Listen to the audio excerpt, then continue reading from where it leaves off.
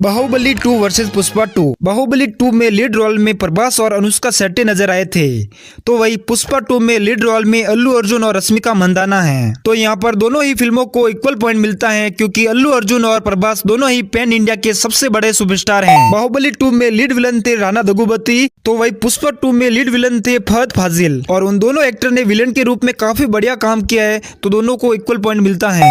बाहुबली 2 के डायरेक्टर है एस राजामौली, जिन्होंने मगधीरा और RRR जैसी फिल्में बनाई हैं।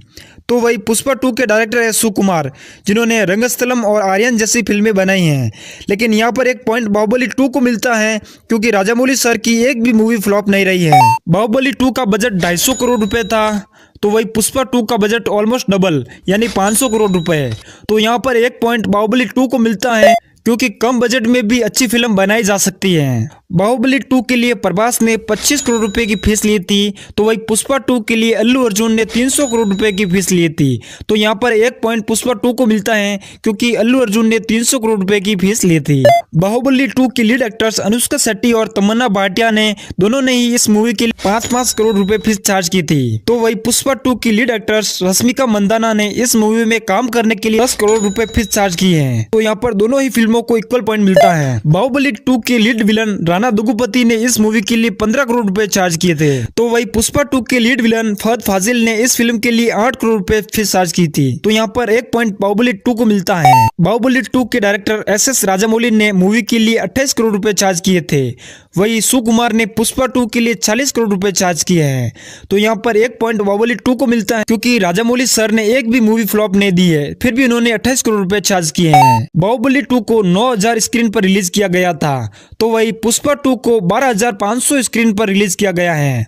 तो यहाँ पर एक पॉइंट पुष्पा 2 को मिलता है। बाहुबली 2 ने पहले ही दिन वर्ल्ड वाइड 215 करोड़ रुपए कमाए थे, तो वही पुष्पा 2 ने पहले ही दिन 294 करोड़ रुपए कमाए थे, जो कि इंडियन सिनेमा में आज दिन तक हाईएस्ट ओपनिंग है।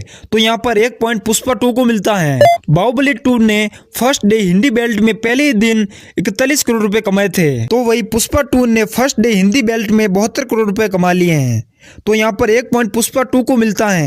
बाहुबली 2 का पहला पार्ट 2015 में रिलीज हुआ था, तो वही पुष्पा 2 का पहला पार्ट 2021 में रिलीज हुआ था। बाहुबली पार्ट 1 का बजट था 180 करोड़ रुपए, तो वही पुष्पा पार्ट 1 का बजट था 200 करोड़ रुपए। तो यहाँ पर एक पॉइंट बाहुबली 2 को मिलता है।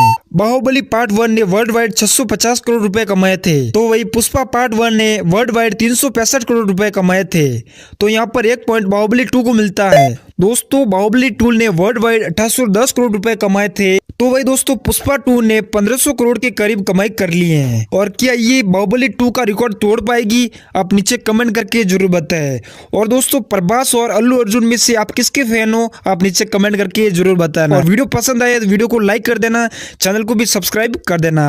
और अगला कंपैरिजन किसके ऊपर चाहिए आप नीचे कमेंट भी जरूर करना। अब मिलते किसी और टॉपिक के साथ, तब तक के लिए जय हिंद, वंदे मातरम दोस्तों।